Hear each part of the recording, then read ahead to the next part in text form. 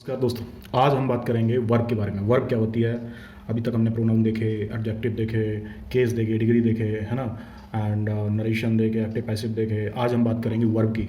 Okay, verb को किस तरीके से यूज़ किया जाता है, क्या क्या है, वर्ब के टाइप्स कितने होते हैं, ठीक है ना, वर्ब क्या है क्या नहीं है, उसको कैसे फॉर्म किया जाता है, उसके कितने फॉर्म होते हैं, first second third, like that. Okay, तो आज सारी चीज़ें वर्ब के बारे में थोड़ी थोड़ी पढ़ेंगे। तो आज स्टार्ट करते हैं वर्ब। वर्ब इसको बोलते हैं क्रिया। ओके, क्रिया बोलते हैं। ठीक, अब वर्ब के बारे में जल्दी जल्दी से कुछ डेफिनेशन देखते हैं। पहले इसकी definition. A verb is a word. A verb is a word used for saying something about some person or nothing, or a verb is a word that state something about a person or a thing। ठीक है ना, क्या समझे। वह शब्द जो किसी व्यक्ति या वस्तु के बारे में कुछ कहता है वर्ब कहलाता है। ठीक है ना, दूसरे शब्दों में हम वह शब्द जिससे किसी कार्य को करने या होने का संबंध ज्ञात हो उसको हम वर्ब कहते हैं। ठीक है ना, इस टाइप से। अब कुछ सेंटेंस देखते हैं। फॉर एग्जांपल, अदिति लाफ, या फिर Sheetal laugh. Okay, second, the dog is dead। Okay, the boys are eating food। The boys are eating food। Okay, and fourth number, Aditi goes to school। Aditya goes to school। Okay, तो यहाँ पे जो laugh है, dad है, eating है, goes to है, ये सब वर्ब के फॉर्म है।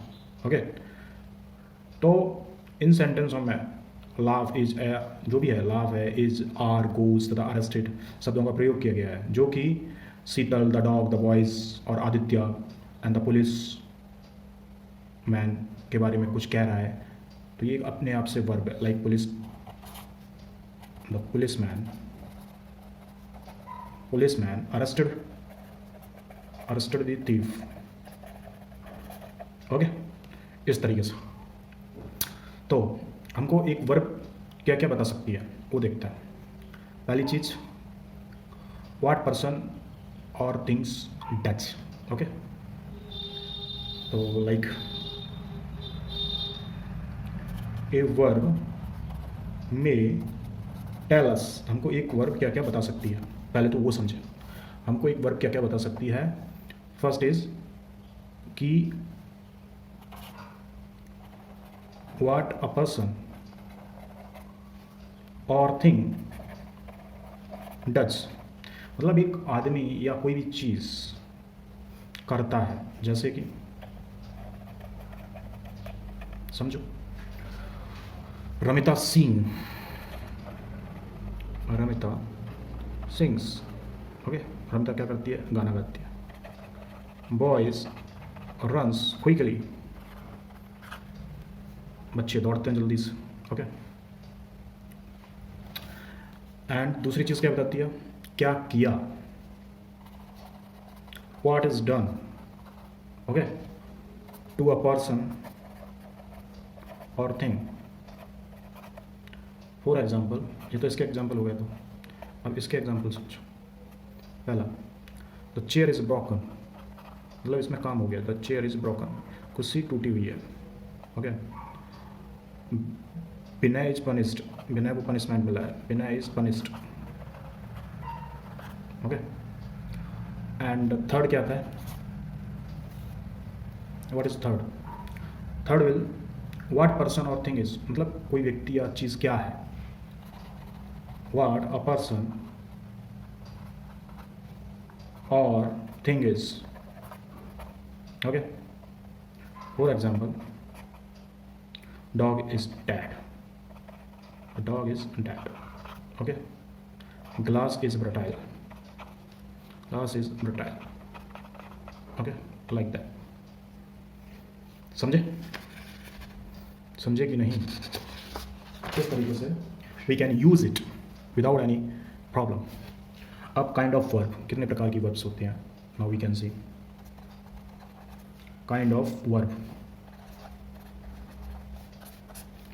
वर्ब के प्रकार, क्रिया के प्रकार, क्रिया के प्रकार। लाइक पहला क्या होता है इसका? Transitive verb, transitive verb. Okay. सकर्मक क्रिया जिसको बोलते हैं हिंदी में। ओके।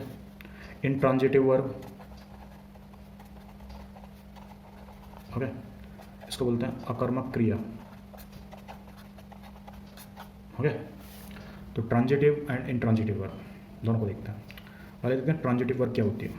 तो what is the transitive verb? A verb which requires an object. क्या होगी डेफिनेशन इसकी? A verb which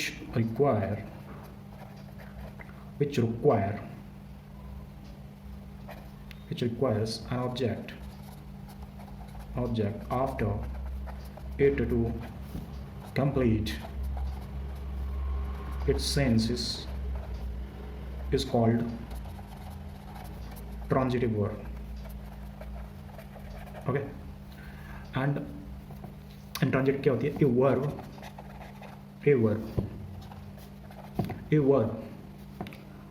which does not require an object to complete its sentence but make good sense by itself. It is called intransitive verb. Okay. अब इनका हिंदी में मतलब समझ लेते हैं जिससे कि आपकी दिमाग की नसें क्लियर हो जाएंगी। Okay.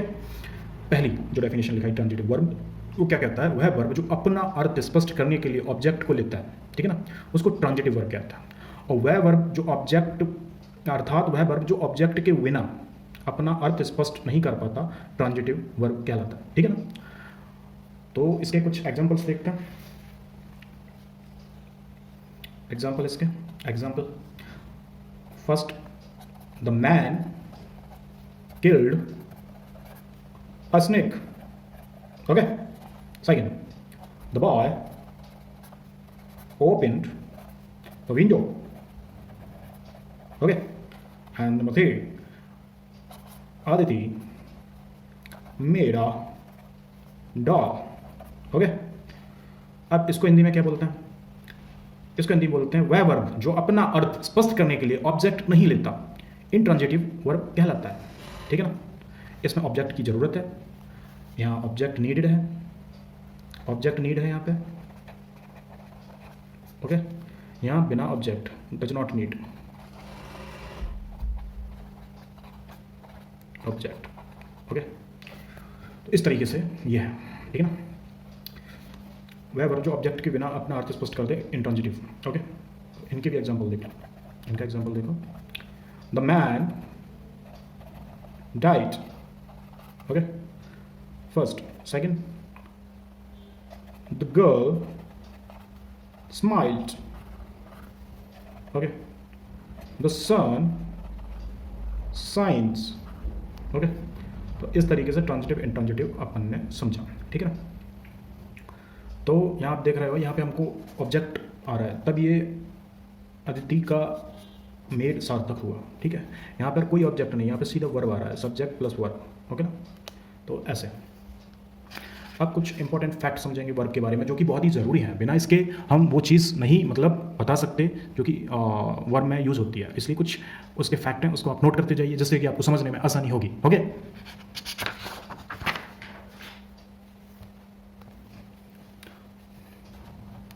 Some important fact of a verb.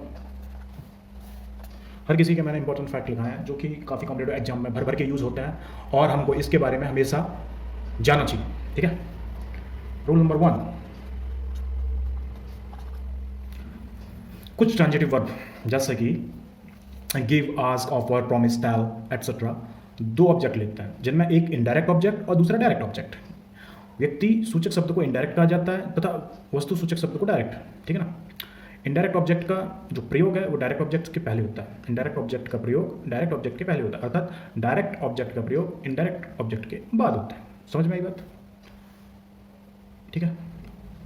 कौन कौन सी वर्ब है जैसे कि give, ask, offer, okay, promise, tell, etc। Okay, ये हमेशा 2 ऑब्जेक्ट लेता है, 2 ऑब्जेक्ट लेता है। ठीक है, हमेशा याद रखो। एंड इनकी कुछ सीरीज लिखा देता हूँ जिससे कि आपको समझ में आए डायरेक्ट इनडायरेक्ट। एक एग्जांपल समझो, she gave me an apple. An apple, तो आप इसमें कैसे समझोगे जो मैंने अभी बोला? तो देखो, ये इसको क्या बोलते हैं? सब्जेक्ट। ओके, इसको क्या बोलते हैं? वर्ब। अब ये वाला किसी व्यक्ति के लिए जो यूज किया जाता है उसको इनडायरेक्ट ऑब्जेक्ट बोलते हैं, तो इसको क्या बोलते हैं? Indirect object. Indirect object. Okay, an apple ये किसी चीज के लिए, तो इसको डायरेक्ट ऑब्जेक्ट। ओके, पहला हो गया। सेकंड देखता हूं, the teacher. The teacher told us a story. समझ में आया? ये सब्जेक्ट, ये वर्ब, ये इनडायरेक्ट ऑब्जेक्ट, इनडायरेक्ट ऑब्जेक्ट, ये direct object, direct object. Okay, इस तरीके से। अब इसमें प्रीपोजिशंस आते हैं, तो टू और फोर का प्रयोग कर डायरेक्ट ऑब्जेक्ट को पहले तथा इनडायरेक्ट को बाद में लिखा जा सकता है। ठीक है ना। जैसे व्यक्ति विशेष के लिए इनडायरेक्ट यूज होता है, अगर प्रपोजिशन टू आ गया, टू या फोर अगर यूज कर रहे हैं तो फोर के बाद इनडायरेक्ट आता है। ठीक है, उससे पहले डायरेक्ट आता है। जैसे एग्जांपल समझो, सी गेव, इसी को ले लेते हैं, she gave an apple, an apple to me. तो ये प्रपोजिशन आ गया, प्रपोजिशन से इनडायरेक्ट इधर आ गया, डायरेक्ट इधर आ गया। ठीक है ना। The teacher told a story to us, ये प्रपोजिशन। यहाँ पे फोर भी आ सकता है। ठीक है ना। जैसे कि फोर का देख लेते हैं। फोर जैसे कि होता है एक, will you make a cup of T, cup of T. Okay, for me, एक इंटरोगेटिव, तो ये फोर आ गया। फोर एंड टू के बाद इनडायरेक्ट ऑब्जेक्ट आएगा। ठीक, उसके पहले डायरेक्ट ऑब्जेक्ट आएगा। ओके, ये हो गया एक रूल नंबर 1। तो रूल नंबर में अपन 1 में डायरेक्ट और इनडायरेक्ट ऑब्जेक्ट समझे। उसके बाद प्रपोजिशन आ जाए तो इनकी पोजीशंस बदल जाती हैं। अगर प्रपोजिशन नहीं आता तो उनकी पोजीशंस में पहले इनडायरेक्ट आएगा फिर डायरेक्ट आएगा। प्रपोजिशन लगा देंगे तो पहले डायरेक्ट आएगा फिर इनडायरेक्ट आएगा। ठीक है ना। वो भी कौन सा? 2 और 4। ओके, यहाँ तक क्लियर? कोई सब हो तो बताओ कमेंट सेक्शन में। Rule number 2। Okay, rule number 2 क्या कहता है? कुछ ऐसे वर्ब जिनका प्रयोग ट्रांजिटिव और इंट्रांजिटिव दोनों ही वर्ब के फॉर्म में बिना किसी चेंज के होता है। कुछ ऐसे वर्ब हैं जिनका प्रयोग ट्रांजिटिव और इंट्रांजिटिव दोनों ही वर्ब के फॉर्म में बिना किसी चेंज के होता है। ठीक है, जैसे कि देखो एग्जांपल समझो। रूल्स अपनी लैंग्वेज के हिसाब से लिख लेना। ठीक है, क्योंकि मैं ज़्यादा लिखाऊंगा तो लेक्चर लंबा हो जाता है, फिर लोगों को देखने में थोड़ा सा वो लगता है कि हाँ यार बहुत लंबा हो गया। ठीक है ना। तो जैसे कि I walk my horse every day. Okay, ये क्या है? ट्रांजिटिव। क्यों है ट्रांजिटिव? अभी मैंने समझाया था। ट्रांजिटिव इसलिए है क्योंकि ये ऑब्जेक्ट के साथ इसमें वर्ब यूज हो रही है। अब ये इंट्रांजिटिव, अब इसका इंट्रांजिटिव क्या दिखता है? The horse walk. इंट्रांजिटिव देखते हैं तो horse walk, the horse walk, ये हो गया इंट्रांजिटिव। ओके, सेकंड देखते हैं, the horse drew the cart,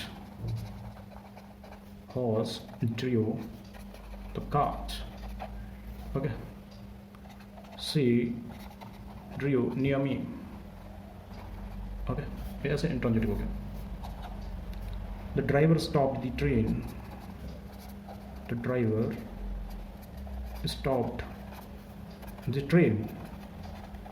Okay, so like that.